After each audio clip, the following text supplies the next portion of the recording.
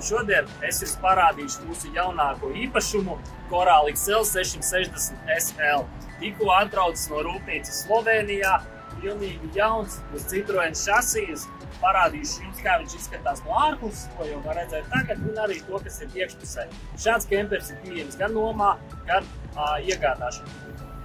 Kā jau redzam, Citroen šasija, pilnās LED priekšējās gaismas, un šis kemperis ir ar jumta nišu, kas nozīmē, ka tas būs ģimenes kemperis, vai cilvēkiem, kam ir nepieciešams divas nopalītas gultas istabas, tātad būs gulta, un iekšā arī to es jums parādīšu priekšpuses. Kā jau minēju, Citroen šasijas, 140 zirgspēki, dīzelīts 2.2, Euro 6 klase, viss kā parasti, elektrība jau pieslēgta, toaletes pretne un lielais bagāžnieks, kurš atverams no abām pusēm. Ārā ir uzstādīts āra apgaismojums, marķītes pagaidām nav uzlikta, bet to mēs varam jums piedāvāt uzlikt, elektriskais slieksnis, un iesim paskatīties, kas mums atrodas iekšpusē.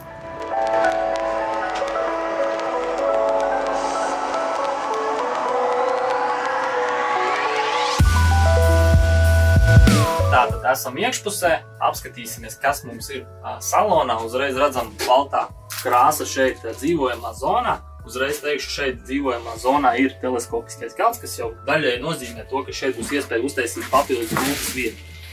Papildus gultas vietu var uztaisīt nolaižot šo krēslu un izveidojot vienguļamo gultu šajā zonā. Kā jau redzam, ir patīkams mājas apgaismojums, visi caur salonam. Gaismiņi arī virtuves zonā, ja vakaros gatavosim ēst, tad uz šīs 3 degļu gāzes plītes mēs to varam izdarīt. Ir arī tvaika nosūcējs un atverami logi ar galūzijām un aptīšošanas efektu. Izlietne šim te kemperītim ir 120 litru tīrā ūdens tvertne un 90 litru netīrā ūdens tvertne. Atvilknes ir pārdomātas tā, lai viņas braucot nevar attaisīties, lai atvērtu, ir jāiespiež uz iekšā. Šeit jau ir izdarīts patīkam apdaru, un, protams, atdarīs slavenais lielais leduskapis ar 140 litru ietilpību un saldēšanas funkciju. Strādā viņš autonomi no gāzes elektrības vai no mašīnas akumulātora, pats izlem, kurā brīdī no kura paņemt resursi. Tālāk mums ir apvienota duša ar toaleti. Redzam šos ļoti skaistos, modernos, tā teikt, dārgo viesnīcu izlietnes un pietiekami ietilpīga dušas telpa, kurā pat man ar savu 1,85 m pietiekami daudz vietas. Ir arī lūka, ja nu ir tvaiks, tad to mēs izlaižam ārā. Protams, kā jau vannas istabā piedarās skapija zobu birstēm un visam pārējiem, kā arī cilvēki, kuriem vajadzēs izmantot fēnu vai skūšanās, bārdu skūjamo varēs pieslēgties šeit elektrībai. Kad mēs ejam dušā, ir iespējams pakarināt savus drēbes, nav viņas jātur uz toaletes poda vai jāstāj ārā, tā kā viss ir pārdomāts. Šeit mums ir jau uzstādīts gaisa kondicionieris, kas strādās no elektrības, ārā ir pievienot savādāk. Viņš nestrādās vai jāuzstāda saules paneļi. Ir šeit 2 lieli skapi, un šeit ir īpaši pakarināmais, kas nozīmē, ka arī blūzes un krekls var pakarināt, nav nekas jālok un pēc tam jāgudina. Un mēs esam nonākuši guļamajā zonā, tātad tas ir SL izvietojums, kas nozīmē, ka šeit ir 3-vietīgā gulta, vai būsim godīgi 2 pieaugušiem un mazākam bērnam, kā arī 2 cilvēkiem šeit ir ļoti ērti gulēt, jo gulta ir plaša. Un ļoti patīkams apgaismojums, kuru mēs varam regulēt arī no dzīvojamās telpas. Šeit pat nav jākāpj ārā, jāiet uz salona vidu, lai izslēgtu gaismas. Lai šo telpu nodalītu, mums šeit ir aizskariņš, ar kuru mēs varam nodalīt guļamistabu no pārējās zonas.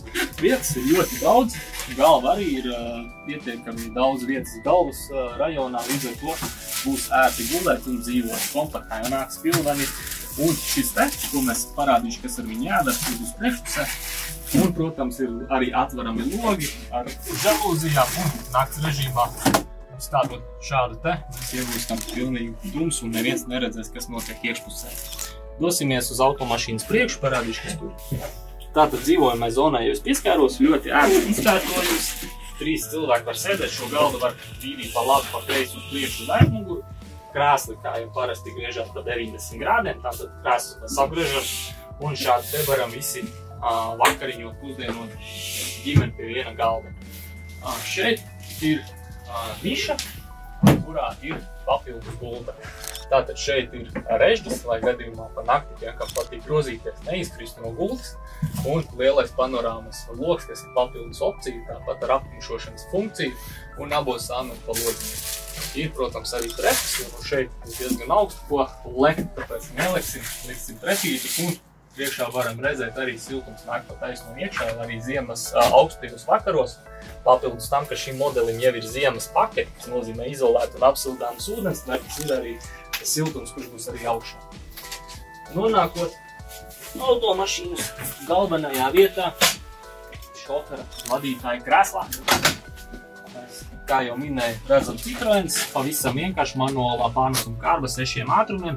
Ja jūs vēlaties šādi iegādāt, mēs jums labprāt dāvanā uzdāvināsim displeju pēc jūsu vēlmēm, ar iespēju saslēgties ar CarPlay, Android Play, Apple Play un tā tālāk.